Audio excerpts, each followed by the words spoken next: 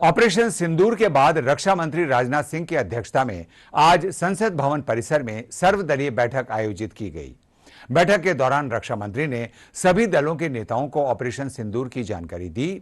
बैठक में केंद्रीय गृह मंत्री अमित शाह, संसदीय कार्य मंत्री किरेन रिजिजू, भाजपा के राष्ट्रीय अध्यक्ष जेपी नड्डा भी मौजूद हैं। इसके साथ ही कांग्रेस के राष्ट्रीय अध्यक्ष मल्लिकार्जुन खड़गे और राहुल गांधी सहित अन्य दलों के नेता भी बैठक में शामिल हुए। बैठक के बाद पत्रकारों को जानकारी देते हुए संसदीय कार्य मंत्री किरेन रिजिजू ने कहा कि सभी दलों के नेताओं ने सेना की कार्रवाई का एक मत से समर्थन किया। बहुत गंभीर विषय था, इसलिए सबने गंभीरता से अपने बात को रखा है।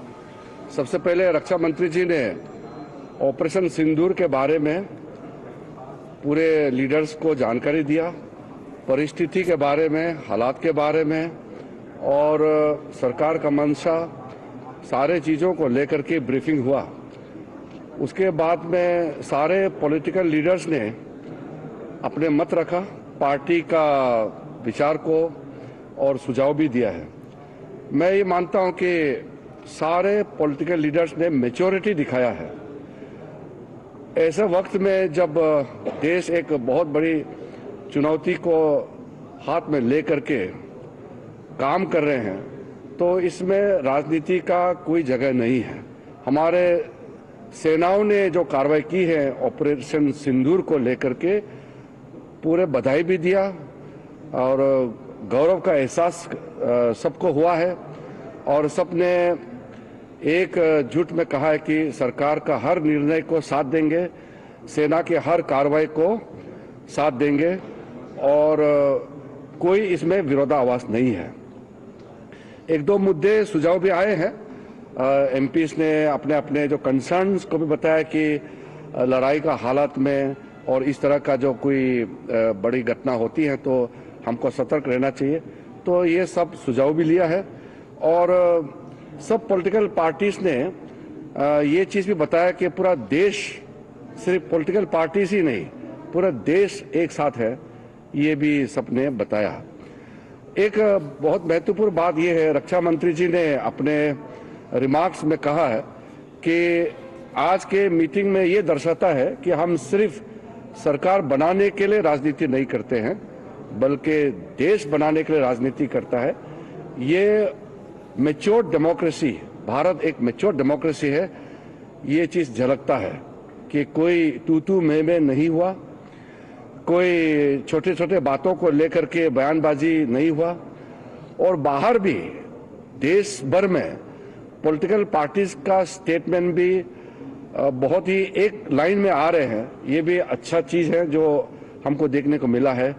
तो ऑपरेशन सिंदूर का कार्रवाई, क्योंकि ये ऑनगोइंग ऑपरेशन है, इसलिए अलग से ऑफिशियल ब्रीफिंग नहीं है। ये रक्षा मंत्री जी की ओर से, सरकार की ओर से पूरा पॉलिटिकल लीडर्स को ब्रीफिंग हुआ है और मैं सारे पॉलिटिकल पार्टीज के नेताओं को धन्यवाद देना चाहता हूं कि पूरे जितने अपेक्षित थे सब नेता आए और जैसे हमने सोचा है वैसे ही सबने सहयोग दिया और एक मीटिंग को बहुत अच्छी तरीके से, एक फ्रूटफुल मीटिंग हम कह सकते हैं, बहुत सकारात्मक मीटिंग में कह सकता हूं कि संपन्न हुआ और फिर एकजुट में हम बाहर निकले हैं। सबने कहा कि सरकार का कोई भी कदम को पूरा देश एकजुट होकर के समर्थन करेंगे।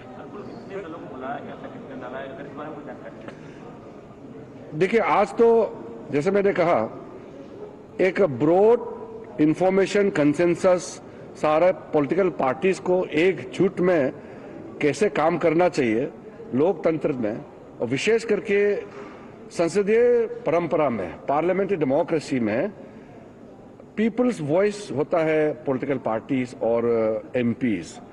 तो इसलिए सबका वॉइस ऐसे समय में एकजुट आना ही मैं मानता हूं कि भारत का सक्सेस है। देखिए, कुछ इंक्वायरीज, कुछ इंफॉर्मेशन मांगे हैं। रक्षा मंत्री ने कहा है कि ये ऑन गोइंग ऑपरेशन है, इसलिए पूरे एक घटना को अलग से ब्रीफिंग या अलग से उसको प्रेजेंटेशन करना सही नहीं है, क्योंकि घटना चल रही है, आप सबको मालूम है, इसलिए उसको उस तरीके से ब्रीफिंग नहीं होते हैं। इसमें पॉलिटिकल पार्टीज का ब्रॉड कंसेंसस के लिए ये बैठक था, इसलिए वैसे ही बैठक चली और संपन्न हुआ। इसलिए मैं सारे पॉलिटिकल पार्टीज को मैच्योरिटी दिखाने के लिए धन्यवाद देना चाहता हूं। सर, क्या ऑपरेशन सिंदूर अभी भी जारी है सर? वो आपको जैसे मैंने कहा कि ऑपरेशन इस वक्त जो ऑपरेशन सिंदूर का पहला जो स्ट्राइक होने के बाद जो गतिविधि चल रहे हैं उसको लेकर के अलग से ब्रीफिंग करने का अभी परिस्थिति ठीक नहीं है और वैसे नियम नहीं है, इसलिए टेक्निकल ब्रीफिंग या अधिकारियों को नहीं बुलाया। ऑपरेशन सिंदूर के बाद काफी तरह का न्यूज़ निकल कर आ रहा है। देखिए, फेक न्यूज के बारे में हमारे कई सदस्यों ने उठाया है। जो फेक न्यूज है हमारा देश का एकता को कमजोर करने के लिए कई गलत नैरेटिव्स या फेक न्यूज चलाने का प्रयास कर रहा है। इसका मुद्दा सामने में आया है और हम अपील करना चाहते हैं कि ऐसे समय में कोई फेक न्यूज गलत तरीके से नैरेटिव कोई अगर चलाते हैं बाहर से देश के अंदर में तो उसको विश्वास ना करें और कोई भी न्यूज ऑथेंटिक हो तभी इसको विश्वास करें।